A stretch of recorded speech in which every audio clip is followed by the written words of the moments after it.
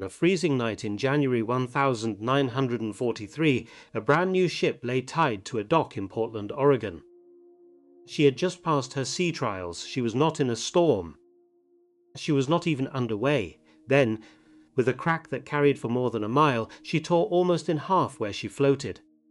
The ship was welded, not riveted, and welding was the method America had bet its war on, the only way to build cargo ships faster than German submarines could sink them. If welded hulls could fail like this, the whole strategy was in danger. At the center of that gamble stood a company in Cleveland that had wagered its entire future on the welding arc, decades before anyone else believed in it. It had started with just 200, and 1,895 in a rented shop in Cleveland, Ohio, a broke inventor named John C. Lincoln staked what little he had on an electric motor. He was no captain of industry. He was a man who understood electricity at a moment when most of America still ran on muscle, steam, and gaslight. Born in 1866 on a farm near Painesville, Ohio, the eldest son of an English-born preacher who quarreled with his congregations and kept the family poor and constantly on the move, had clawed his way to a degree in electrical engineering from Ohio State. From there he went to work at the Brush Electric Company in Cleveland, the firm of Charles Brush, the arc lighting pioneer, whose carbon arc lamps had first thrown hard white light across American streets and public squares. Brush had built some of the first commercially successful arc lamps in the world, and the company that carried his name was where the practical art of generating and controlling electric current was being worked out in real time. It was the best schooling in practical electricity a young man could get in that decade, and he took in every part of it. By his mid-20s he held his first patent, granted in 1891 for an electric brake for street railway cars. He had also already launched one electrical venture and watched it dissolve in the financial panic of the mid-1890s, a collapse that carried off his savings. What remained to him was a superior motor design and a customer willing to pay for it. By one often repeated account, a young chemist named Herbert Dow, the man who would go on to found Dow Chemical, paid him $200 to redesign an electric motor, and that fee became the seed. A 1944 account in Fortune magazine told it somewhat differently, placing the start a year later and the capital at $150, borrowed. Either way, the sum was small and the ambition was not. December 5, 1895, John C. Lincoln founded the Lincoln Electric Company and began building direct current electric motors of his own design. They were heavy, they were simple, and they were nearly impossible to wear out. At last, quality mattered far more than anyone recognized at the time. Durability became the thing the name Lincoln stood for, decades before it was printed on any brochure. He soon added battery chargers for the electric automobiles then appearing on city streets, and the motors and chargers sold slowly and steadily to machine shops and small factories around the Great Lakes.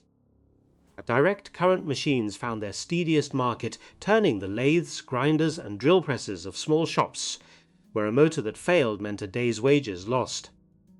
Word spread that a Lincoln motor simply kept running. For more than a decade, the company stayed small, and the reason was plain enough. John was an inventor first and a businessman a distant second. Across his life, he would hold 55 patents, his attention forever moving on to the next winding, the next mechanism, the next problem worth solving. The company was formally incorporated in 1906 with 10,000 in capital and about 20 employees, but what it still lacked was someone who could sell what John built and run the place while he vanished into the shop. By then the firm had moved to larger quarters in Cleveland, yet it remained a modest operation measured against the electrical giants of the age, General Electric and Westinghouse, whose catalogues dwarfed anything Lincoln Electric could offer. The man the company needed walked in the following year, in 1907, and he happened to be John's younger brother. James F. Lincoln was a different sort of man altogether. Born in 1883, he had captained the football team at Ohio State, playing fullback and then tackle, and he had been tutored in mathematics by Charles Kettering, later one of the most celebrated engineers at General Motors. James was competitive to the bone, and in 1907 he was in need of work. John handed him a sales job at $50 a month plus a 2% commission, making him the company's first and only salesman.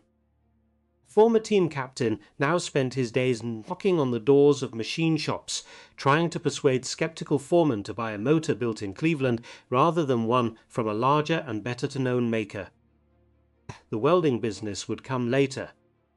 In these first years, the product was still the motor and the job was still persuasion, and James learned the machine shop trade from the buyer's side of the counter, along with what a working man would and would not accept from an employer, lessons that would one day reshape the entire company. He proved very good at the work, and the order book began to fill. By 1914, the division of labor between the two brothers had become permanent. John, who found the daily grind of running a business tedious and preferred the freedom of pure invention, turned the management of the company over to his younger brother and stepped back toward the workshop. The arrangement made James, at 31, the effective head of a company he had joined only 7 years earlier as its lone salesman. It was an unusual act for any founder, voluntarily handing the controls to a younger sibling while still in his prime, but it suited both men precisely. From that day forward, the two halves of Lincoln Electric were clearly drawn. John was the engineer, the man who conceived and refined the machines. James was the manager, the man who would build an entire company and eventually an entire philosophy around them. And with the running of the firm in his hands, James was free to place a large bet on a technology that almost no one in American industry yet took seriously. That technology was welding. The company had first brushed against it around 1907, almost by accident, when a customer wrestling with broken metal castings asked whether anyone could find a way to repair them rather than throw them away. The electric arc could do precisely that, its intense heat melting metal to fuse a crack or build up a worn surface. In 1909, the Lincoln brothers built their first welding set, and in 1911, the company produced what it described as the first variable voltage single-operator portable welding machine. The 1911 machine mattered because it made welding mobile and independent. A worker no longer had to bring the broken part to a fixed welding station. Could bring the welder to the work, whether that work sat in a foundry or high on a steel frame. At the time, welding was a curiosity. It was a way to patch a cracked boiler or salvage a ruined casting, useful for repairs and little more. Structures of the world were held together by rivets, millions upon millions of them, heated until they glowed and driven into steel plate by crews of skilled, well-paid men. Bridges, ships, boilers, and tall buildings all rested on the rivet, and no serious engineer imagined replacing it. Building also demanded a skill almost no one yet had, for the machines were so new that a buyer often had no employee who could run one. In 1917, Lincoln Electric opened a school in Cleveland to train welders, and that school would keep its doors open for more than a century. James looked at the welding arc and saw what the riveters could not. He saw the future of how every heavy thing would be built. If two pieces of steel could be fused into one continuous piece, the result was not only cheaper and faster to produce. It was stronger because a riveted seam is only as sound as the holes punched through the plate and the rivets filling them, while a welded seam done properly makes the steel a single solid body. James became convinced that ships, bridges, skyscrapers and pipelines would one day be welded rather than riveted, and he steered the company steadily in that direction. Lincoln Electric poured its engineering into welding machines and into the coated rods and wire that fed them, and by 1922 the sale of welding equipment passed the sale of motors for the first time. The motor company had quietly become a welding company. In 1927, it introduced a coated stick electrode called Fleet Weld 5, which produced welds far stronger and more ductile than the bare wire before it and became a standard for welding pipe. Consumable rods and wire, bought again and again as they burned away, would in time become the steadiest money the company made. While John designed the machines, James was building something stranger than either motors or welders, a factory run on a set of convictions he traced back to his upbringing as a preacher's son.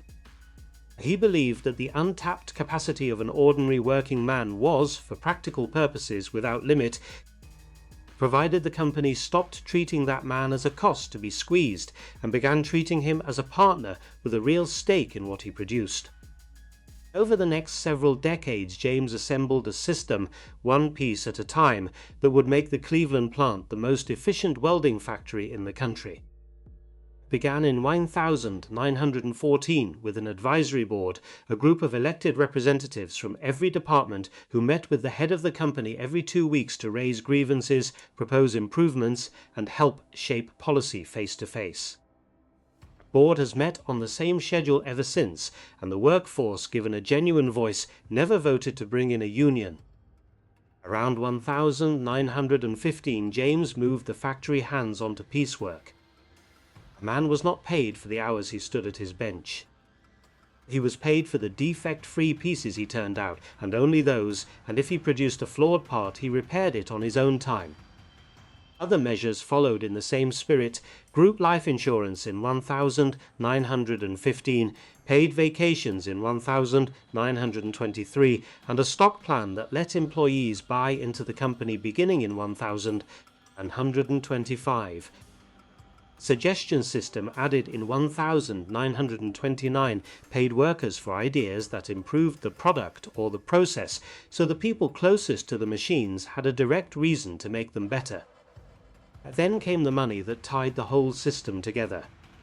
A Great Depression cut the company's sales to roughly $1.2 million in 1932, yet Lincoln Electric held on, and in 1934 James added the second half of his engine, an annual bonus paid out of the year's profits.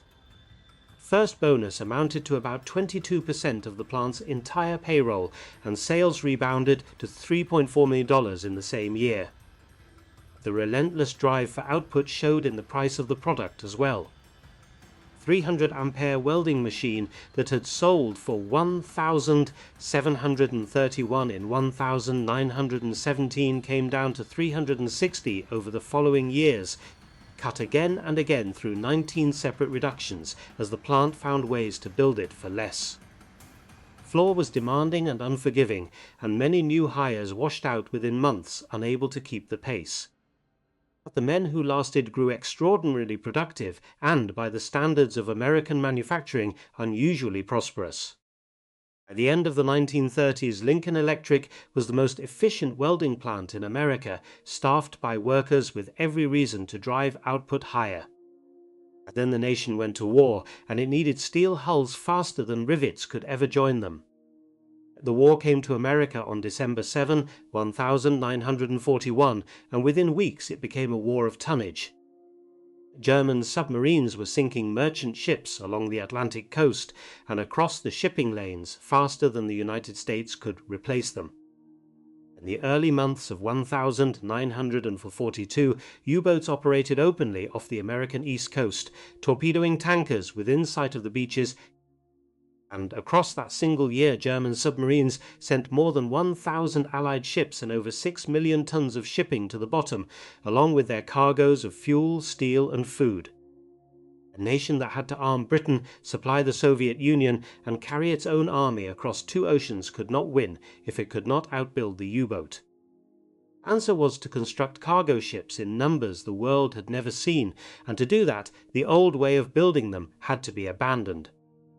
For a century, large steel ships had been held together by rivets. A riveted hull required gangs of skilled men working in pairs and fours, heating rivets in a forge, passing them red hot, and hammering them one at a time through overlapping plates. It was slow, it was labor-intensive, and it demanded a trade that took years to learn. Riveting alone accounted for roughly a third of the labor cost of building a ship. Welding was faster and used far less labor and metal, and a welder could be trained in a matter of weeks rather than years, which mattered enormously when the men who would normally have filled the yards were being drafted into uniform and their places taken by workers new to heavy industry. This was the moment the Lincoln brothers had spent more than 30 years preparing for without knowing it. While the rest of American industry had treated welding as a repair method, Lincoln Electric had bet its future on it, refining the machines, developing the coated electrodes, and training the operators. The United States government needed arc welding on a scale no one had ever contemplated, and it needed it at once. The bet James had placed back before the First World War was about to be settled not in a boardroom but in the shipyards, tank plants, and pipeline trenches of a nation at war. As Lincoln Electric entered the war as the largest manufacturer of arc welding equipment in the world, and it converted almost entirely to war production. In peacetime, the plant had employed only about 700 production workers, and its business had split roughly into electrodes, machines, and a smaller trade in helmets and accessories. It threw nearly everything into the two products the war demanded most. The company later estimated that about a third of all the welding machines running in the country's shipyards and war plants carried its name, and that it built somewhere between a third and a half of the heavy motor generator welders in service. Its consumable electrodes were even more central. Lincoln Electric reckoned it furnished at least a third of all the welding electrode consumed by the nation's ship, tank, pipeline, and synthetic rubber programs combined. Output coming out of Cleveland was staggering. In 9,942, the company produced roughly 35,000 welding machines, a record so many that the following year it deliberately built about 5,000 fewer as the most urgent demand was met. Its electrode plant ran 3 shifts around the clock and turned out more than 400 tons of welding rod every day, the extruding machines pushing out more than 900 electrodes a minute. Even running at that rate, the plant struggled to keep pace with the orders coming from Washington, and the government pressed Lincoln Electric and its competitors to expand capacity as fast as they possibly could.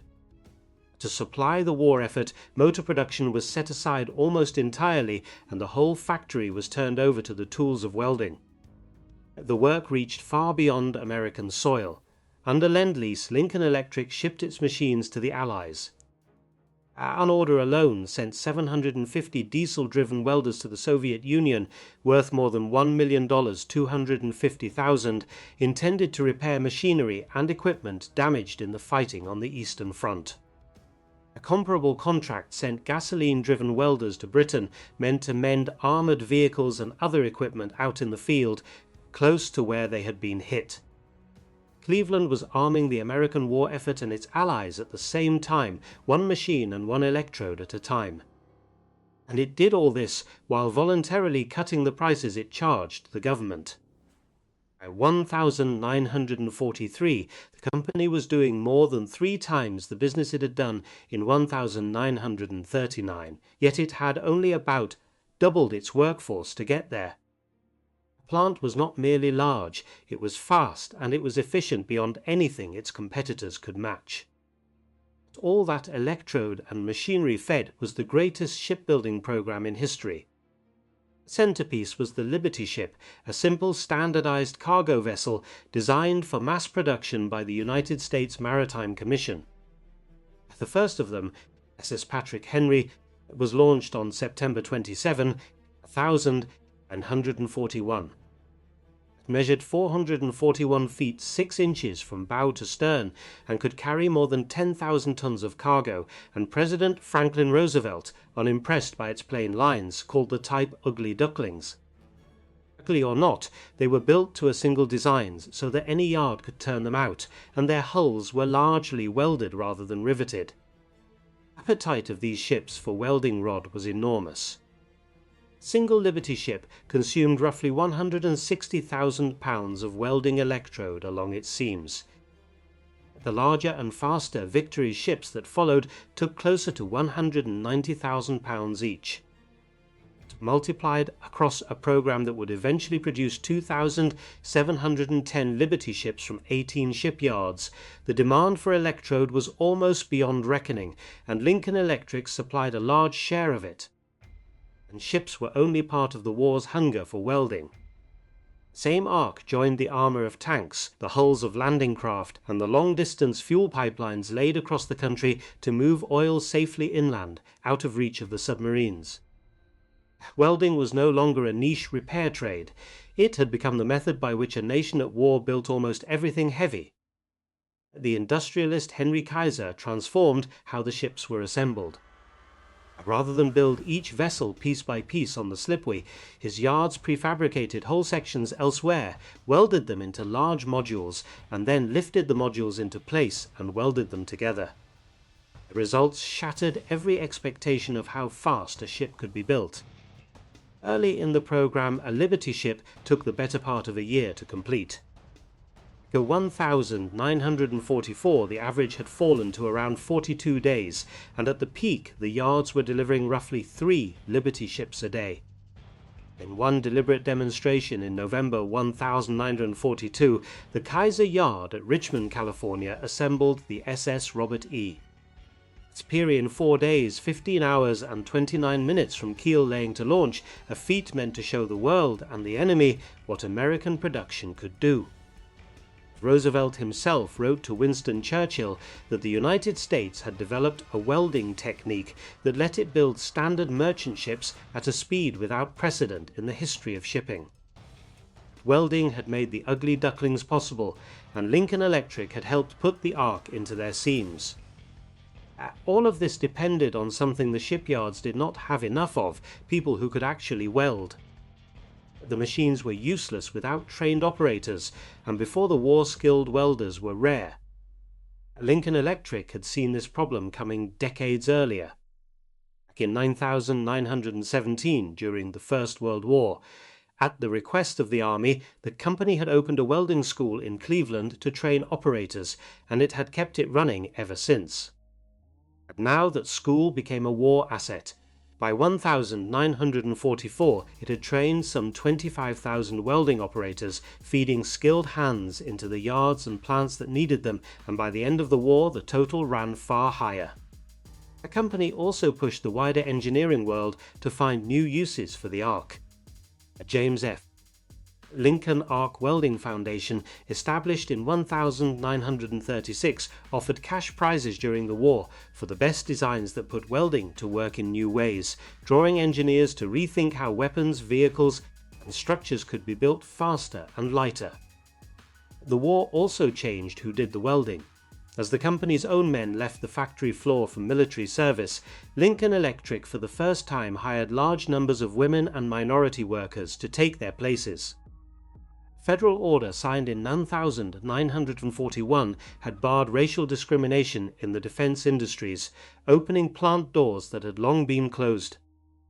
In January 1943, the first class of women graduated from the Lincoln Welding School, trained to run the same arc welders that were closing the seams of warships.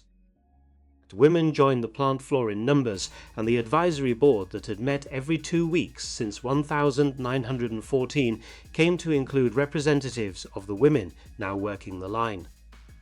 Across the country, the change was the same. In the great shipyards, women took up the welding arc in enormous numbers, becoming a symbol of the home front war effort in their own right.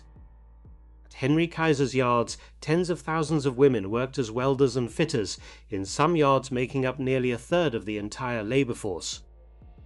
One of them, Augusta Clausen, kept a record of her training and published it in 1944 as a diary of a woman welder, a rare first-hand account of what the work actually demanded. They learned in weeks a trade that would once have taken years, and they laid down miles of sound weld in hulls bound for every theater of the war. The welding revolution that Lincoln Electric had bet on had done more than change how ships were built. It had opened heavy industry to a workforce that had never been allowed inside it, precisely when the country needed every pair of hands it could find. And the ships began to break, and not only the one at the Portland dock. The vessel from that January night had a name, the SS Schenectady, a brand new tanker and the first ship built at the Kaiser Yard on Swan Island in Portland, Oregon. And January 16, 1943, fresh from her sea trials, and moored in calm water on a bitterly cold night, she cracked almost in two just behind the superstructure with a report that carried for more than a mile.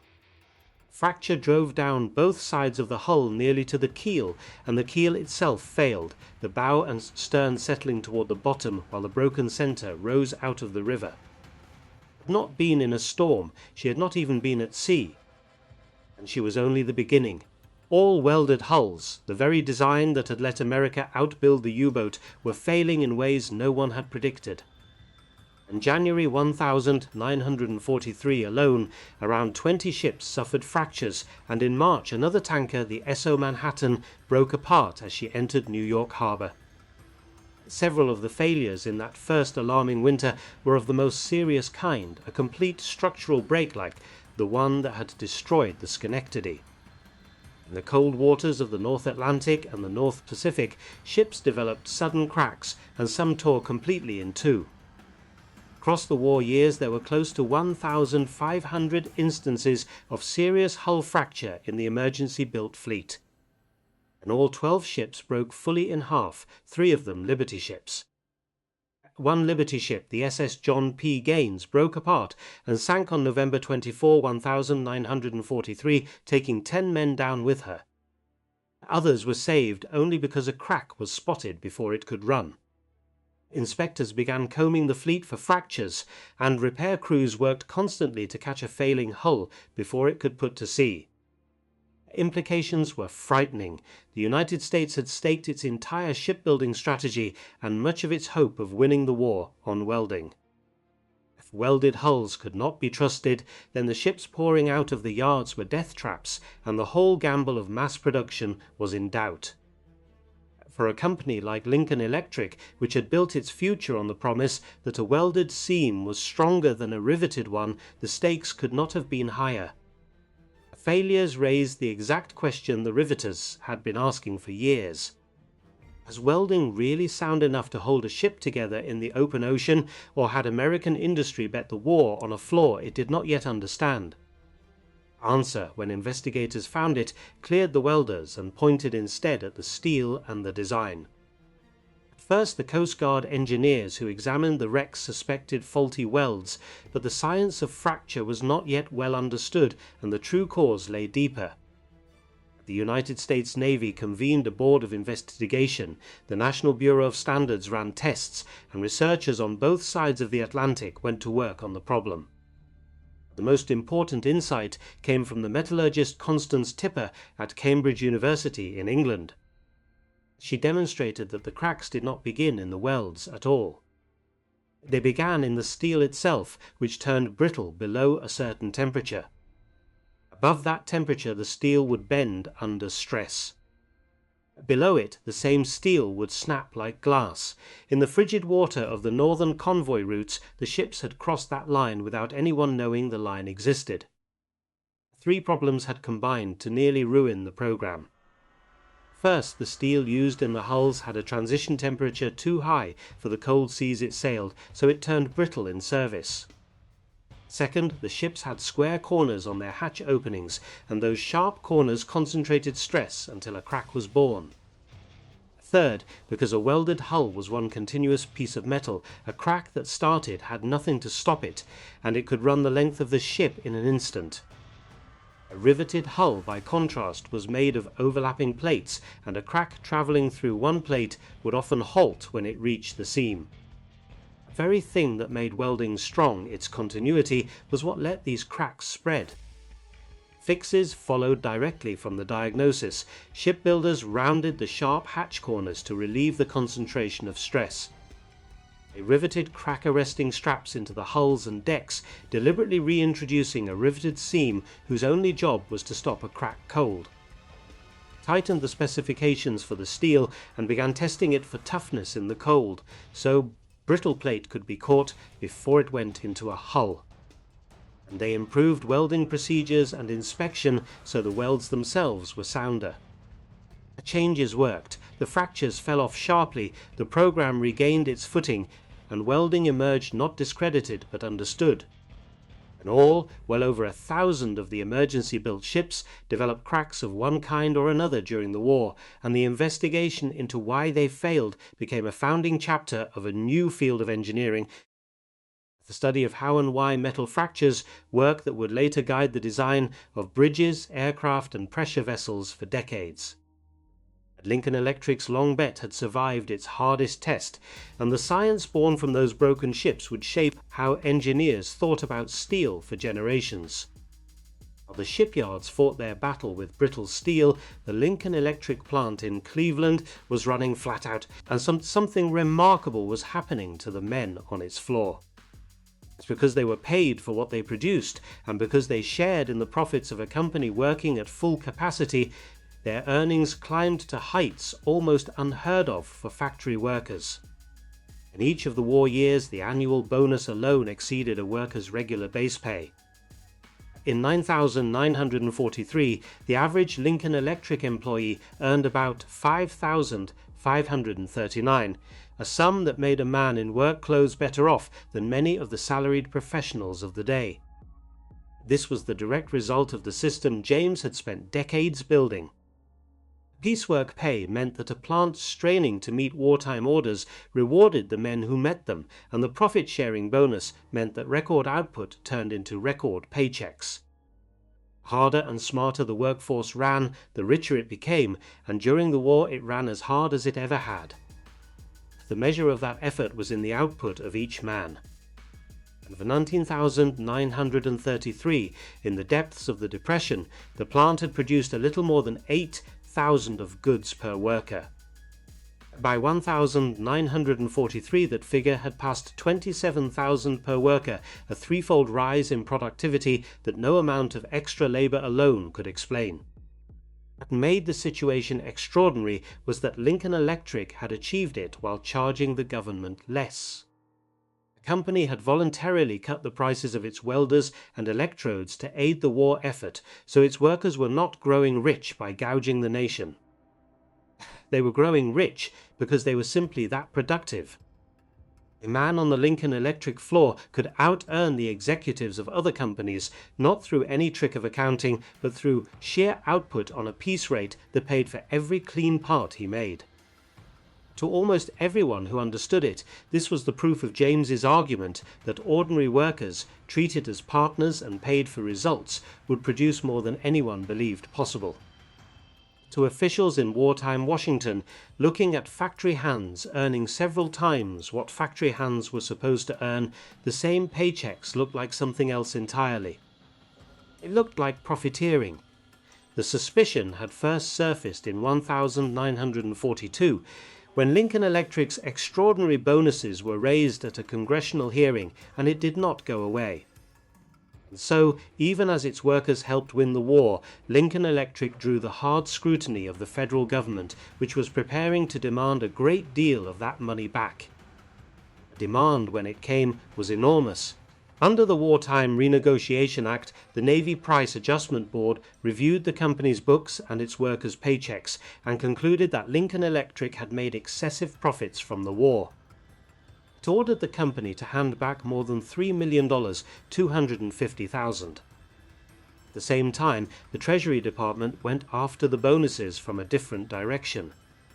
It refused to let Lincoln Electric deduct the profit-sharing payments as an ordinary business expense, treating them instead as a device to avoid taxes, and it demanded more than $1 million, $600,000 in additional taxes. Scrutiny had a specific origin. In 1942, at a hearing of the House Naval Affairs Committee, an executive from another war contractor had pointed to the extraordinary bonuses Lincoln Electric paid its workers, and that single remark set the investigation in motion. The Renegotiation Act, passed that same year, gave the government the power to recover from wartime contracts whatever profit it judged excessive, and measured against the pay in any ordinary factory, the earnings on the Lincoln Electric floor stood out sharply. To Washington, wages several times the going rate for factory work looked impossible to justify. For most companies, that would have been the end of the argument. A firm accused of war profiteering during a national emergency, facing both the Navy and the Treasury at once, would negotiate a settlement, pay what it could, and move on. James did the opposite. He was a fierce individualist who despised the New Deal and the whole apparatus of federal control over private business, and he regarded the demand as an attack on the men who had actually earned the money. He refused to settle. What made his stand so strange was the shape of the fight. For decades, the great battles of American industry had pitted labor unions against management, workers demanding a larger share from owners who wanted to give up as little as possible. Here was the reverse. Here was a company going to war with its own government for the right to pay its ordinary workers more. There was no union at Lincoln Electric. There was only James, insisting that the bonuses his men had earned were theirs to keep. He pushed back on every front. He sought a court injunction against the Secretary of the Navy, Frank Knox, and the Under Secretary of the Navy, James Forrestal, to block the renegotiation. When a government representative pressed the point, his answer was blunt. He said, "Mr. Rocky, we will not pay." And on December 11, 1943, rather than cut what he owed his workers to satisfy Washington, he paid out the largest bonus in the company's history, to that point more than $3,200,000, distributed among the men who had produced the record output of the war years. It was a direct challenge, and it guaranteed that the dispute would not be quietly settled in a conference room. It would be fought out in the courts, and it would take years. A case ground through the legal system for the rest of the war, and well beyond it. Lincoln Electric fought the Treasury over the deductibility of the bonuses and contested the renegotiation demand at the same time, and the litigation consumed money, time, and the attention of the company's leadership through the 1940s. The central question the courts had to answer was deceptively simple. The enormous payments the company made to its workers a legitimate cost of doing business, or were they something improper, either excess profit in disguise or a scheme to dodge taxes? In 1947, a federal appeals court gave its answer, and it sided with Lincoln Electric. The court ruled that the bonus payments were ordinary and necessary business expenses, exactly what the company had argued all along, and therefore money it was entitled to deduct. The reasoning mattered far beyond Cleveland. If paying workers for their performance was an ordinary cost of running a business, then no tax authority could treat such pay as a trick, and no company that rewarded output the way this one did was doing anything improper. The broader fight dragged on in various forms for the better part of a decade, and it cost the company dearly in resources and energy. Lincoln Electric won the essential point. James had taken on the full weight of the federal government, the Navy and the Treasury together over a principle, and he had not backed down. In winning, he helped establish in American law and practice that performance pay, profit sharing, and compensation tied to results were a normal and defensible part of running a company, not a loophole to be closed. The government's case had rested on the argument that pay so far above the industry norm simply could not be a genuine, reasonable cost of doing business. The court's rejection of that argument meant a company was free to pay its people whatever their results could justify, however far that ran beyond what other firms considered normal or prudent. It was a costly victory, but it settled the question that had hung over the company since the first congressional hearing in 1942. The men on the Lincoln Electric floor had earned their wartime fortunes, and they would keep them. The system James had built had been tested by the most powerful adversary it would ever face, and it had held. With the war over and the courts behind him, James turned back to the business that had made all of it possible, a business that was about to become the largest of its kind in the world. The war had done more than validate James's ideas about labor. It had proven the strength of the company's underlying business, and that business rested on a simple, durable logic. Lincoln Electric sold two things: the welding machine, bought once, and the consumable electrode and wire, consumed in the arc and reordered without end. The machine brought the customer in, the consumables kept him for life. It was the model of the razor and the blade, and it made the company remarkably stable for a business tied to the violent cycles of heavy industry. When a recession struck and no one bought new welders, every machine already working in the field still needed rod and flux, and that steady flow of repeat business carried the company through the lean years. Same conviction shaped the products it built. In the post-war years, Lincoln Electric turned out rugged, engine-driven welders that crews hauled into deserts and across frozen ground far from any power line, machines designed to be nearly impossible to break. And it built its transformer welders to run for decades in farm sheds and fabrication shops. And in 1951, the company opened a large modern plant in Euclid, near Cleveland, to keep pace with the demand. The war had put Lincoln Electric equipment into thousands of shipyards, factories, and pipelines, and when the fighting stopped, that equipment did not. Turned to building the piece. The same coated electrode that had run down the seams of Liberty ships, the rod called Fleet Weld 5, became the standard choice of pipeline welders, and it remained so for decades. In the years that followed, the company introduced self-shielded flux cord wire, sold under the name Inner Shield, which let a welder lay down fast, sound welds outdoors in the wind without dragging along a tank of shielding gas. Single capability helped raise the steel skeletons of post-war American cities into the sky, and it kept Lincoln Electric equipment at the center of the construction boom. By this measure, the promise in the company's origin was fulfilled completely. The 200 that had started the company, whatever the exact figure, had grown into the largest manufacturer of arc welding products in the world. Lincoln Electric did not reach that place by luck or by a single invention. It reached it by betting on welding when the rest of industry dismissed the arc as a repair tool, by building machines and rods that working men came to trust, by driving a workforce that produced more per man than any competitor could match, and by tying its fortunes to a product customers had to buy over and over. The war had simply accelerated everything, taking a strong regional company and, in 4 years of round-the-clock production, turning it into an industrial power with a global reputation. Empire was not built on a clever slogan or a single lucky break. It was built on a technology, a system of paying people, and a moment in history when the nation needed exactly what this one company in Cleveland had spent half a century learning to make. 2 men who built it did not step away quietly. John C. Lincoln, the inventor, kept filing patents into his old age, moved to Arizona late in life, and stayed absorbed in the reform economics he had followed since his youth, even running once for national office on a single tax ticket. James F. Lincoln ran the company he had taken over as a young salesman until his death in 1965, and he spent his later years writing down the philosophy he had spent a lifetime proving in books that laid out incentive management for any industrialist willing to try it. Neither man saw the company stumble and recover in the decades that followed, but the system they built outlasted them both. That system is still running.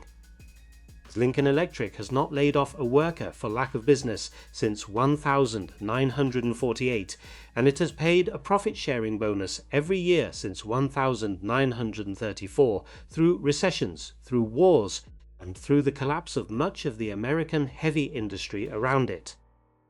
The welding school that opened in Cleveland in 1917 is still teaching, the longest continuously operating school of its kind, and the handbook the company first published in the 1930s is still the reference that working welders reach for. An advisory board still meets, the piecework still pays for the part, not the hour. Today, Lincoln Electric serves customers in more than 160 countries and employs around 12,000 people, and in 2024 it recorded roughly $4 billion in sales. As routine welding became something low-cost factories overseas could handle, the company pushed hard into automation and became one of the largest builders of robotic welding systems in the world. It remains the leader of the industry it helped create, still selling the machines and, above all, the consumables that keep the world's heavy structures fused into single pieces of steel. Its old rivals still fight it, Miller in the smaller shops and the Swedish-rooted maker ESAB around the world, but in heavy industry, in pipeline work and structural steel, the Cleveland Company still wears the crown. The question this account set out to answer was how a company started with 200 became the greatest welding empire in America.